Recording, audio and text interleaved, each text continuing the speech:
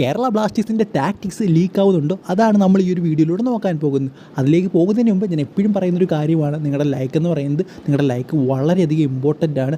So 200 ലൈക്കിൻ്റെ target എന്ന് പറയുന്നത്. Maximum എല്ലാവരും അതിലേക്ക് എത്തിക്കാൻ നോക്കുക. വെറും 2 സെക്കൻഡ് സമയം മാത്രം മതിയല്ലോ നിങ്ങൾക്ക് ആ ഒരു ലൈക്കിലും ആ ഒരു സബ്സ്ക്രൈബ് ബട്ടണിലും ഞെക്കാൻ. സോ അത് നിങ്ങളൊന്ന് പ്രയോജനപ്പെടുത്തുക, അല്ലെങ്കിൽ നമ്മളെ ഹെൽപ്പ് ചെയ്യുക. കേരള ബ്ലാസ്റ്റേഴ്സിൻ്റെ ടാക്ടിക്സ് ലീക്ക് ആവുന്നു എന്നാണ് ആരാധകർ പറയുന്നത്. ഇത് ട്രെയിനിങ് സെക്ഷൻ്റെ കുറേയധികം വീഡിയോസ് കേരള ബ്ലാസ്റ്റേഴ്സ് അവരുടെ സോഷ്യൽ മീഡിയ ആണല്ല യൂട്യൂബിലും ഇൻസ്റ്റാഗ്രാമിലും ഒക്കെ ഇടുന്നുണ്ട്. സോ അത് എന്താ പറയുക, നമ്മുടെ ഒപ്പോണൻസിന് ഈ ഒരു വീഡിയോ കാണാൻ സാധിക്കും. നമ്മളെങ്ങനെ കളിക്കുന്നു, നമ്മുടെ ട്രെയിനിങ് എങ്ങനെയാണ്, അല്ലെങ്കിൽ നമ്മുടെ ടാക്ടിക്സ് എങ്ങനെയാണ്, ഇതൊക്കെ അവർക്ക് മനസ്സിലാക്കാൻ സാധിക്കും എന്നാണ് ആരാധകർ ഇപ്പോൾ പറയുന്ന കാര്യം എന്ന് പറയുന്നത്. നമ്മുടെ ടാക്ടിക്സ് എന്താണെന്ന് മനസ്സിലാക്കണമെങ്കിൽ അവർക്ക് ഏതെങ്കിലും ഒരു കളി നമ്മുടെ കണ്ടാൽ മതി. എന്തായിരിക്കും നമ്മുടെ ടാക്ടിക്സ്, നമുക്ക് തന്നെ മനസ്സിലായി നമ്മുടെ ടാക്ടിക്സ് എന്താണെന്നത്. നോമാസ് ദുയിലേക്ക് ലോങ് ബോൾ എത്തിക്കുക, എന്നിട്ട് വിങ്ങിൽ നിന്ന് അറ്റാക്ക് ചെയ്യുക. അതാണ് നമ്മുടെ ആ ഒരു ഡ്യൂറൻ കപ്പിലെ ടാക്ടിക്സ്. ഇത് കണ്ടു കഴിഞ്ഞാൽ തന്നെ നമുക്കത് മനസ്സിലാക്കാൻ സാധിക്കും. ഈ ഒരു ട്രെയിനിങ് സെക്ഷന് ആ ഒരു ത്രോയിൻ്റെ സംഭവങ്ങളൊക്കെ നമ്മൾ കണ്ടു.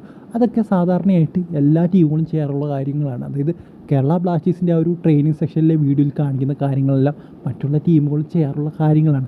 അവിടെ എവിടെയാണ് ടാക്ടിക്സ് ലീക്കാവുന്നത് എനിക്കറിയില്ല. ആ ഒരു ത്രോയിൻ്റെ സംഭവങ്ങളെല്ലാം മറ്റുള്ള ടീമുകൾ ചെയ്യുന്ന കാര്യങ്ങളാണ്.